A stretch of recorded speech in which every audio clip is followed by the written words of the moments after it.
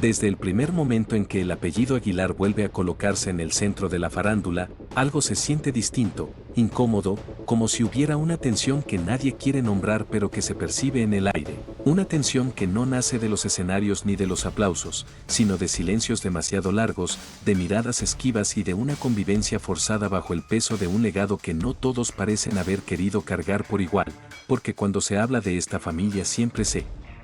menciona el talento, la tradición, el orgullo, pero muy pocos se atreven a hablar del hijo que nunca encajó y del resentimiento que se fue gestando en las sombras, un resentimiento que hoy amenaza con explotar y que tiene dos nombres que hasta hace poco nadie se atrevía a colocar en la misma frase, Leonardo y Ángela Aguilar.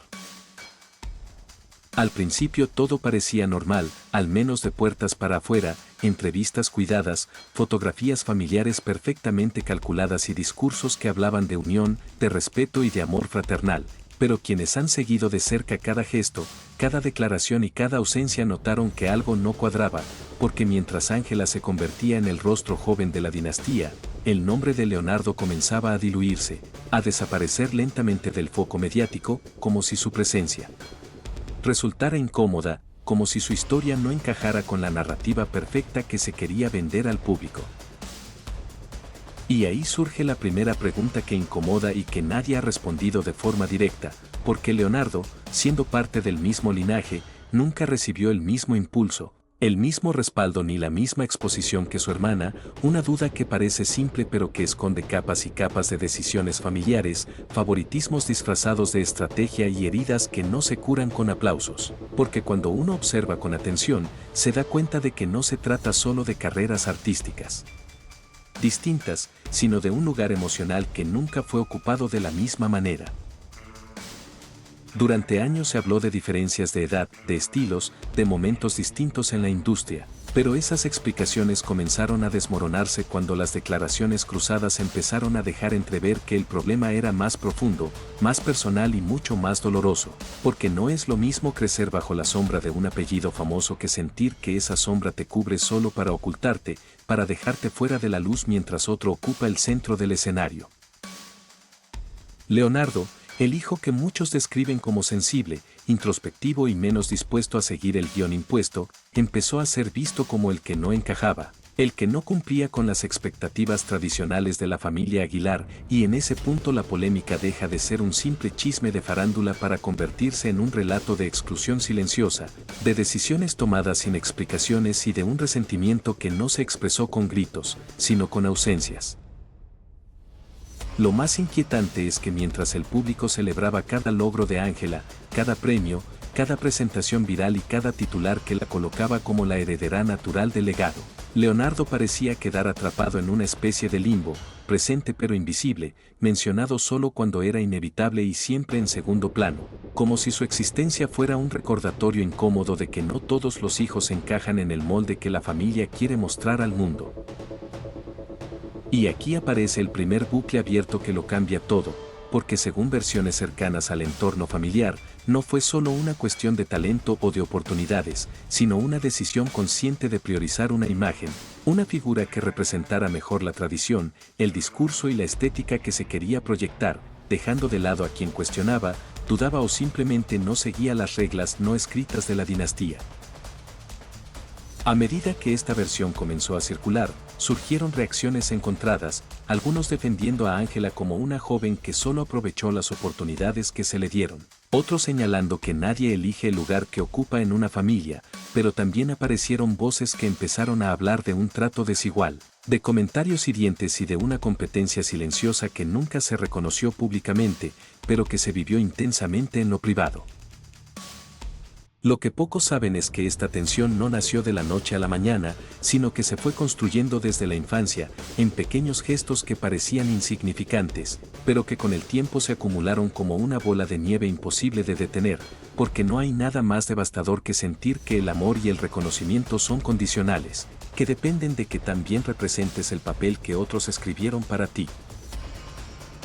En ese contexto, Leonardo empezó a ser visto como el rebelde, el diferente, el que no encajaba en el molde perfecto de la música regional mexicana que la familia defendía con tanto orgullo. Y aunque nunca se dijo abiertamente, muchos interpretaron esa diferencia como una amenaza, como algo que podía romper la narrativa cuidadosamente construida alrededor del apellido Aguilar.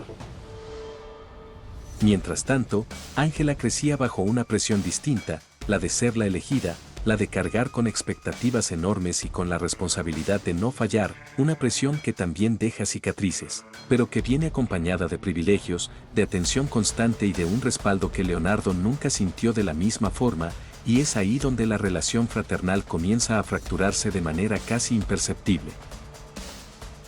Lo más polémico de todo es que, según rumores que circularon en círculos muy cerrados, hubo momentos en los que Leonardo intentó expresar su incomodidad, su sensación de desplazamiento, pero esas conversaciones nunca llegaron a buen puerto, ya sea porque no fueron tomadas en serio o porque simplemente resultaba más fácil ignorar el problema que enfrentarlo, especialmente cuando la carrera de Ángela estaba en pleno ascenso y cualquier conflicto podía poner en riesgo la imagen pública de la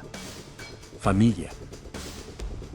Cada vez que Leonardo aparecía en algún evento, las comparaciones eran inevitables, y aunque nadie lo decía en voz alta, la sensación de que él era el otro, el que no brillaba igual, se hacía cada vez más evidente, alimentando un resentimiento silencioso que no necesitaba escándalos para existir, porque a veces el mayor dolor no viene de una pelea abierta, sino de la constante sensación de no ser suficiente. La polémica tomó un giro inesperado cuando comenzaron a filtrarse supuestas conversaciones privadas, fragmentos de declaraciones fuera de cámara y comentarios que, aunque nunca fueron confirmados oficialmente, pintaban un cuadro mucho más oscuro de la relación entre ambos, un cuadro donde la rivalidad no era solo artística, sino profundamente emocional, marcada por la comparación constante y por la percepción de un favoritismo que nunca se quiso reconocer. En esos relatos, Leonardo aparece como alguien que se sintió desplazado, minimizado y, en algunos casos, utilizado solo cuando convenía reforzar la imagen de familia unida, mientras que Ángela es descrita como la figura central, protegida y priorizada, no necesariamente por maldad propia, sino por un sistema familiar que decidió apostar todo a una sola carta.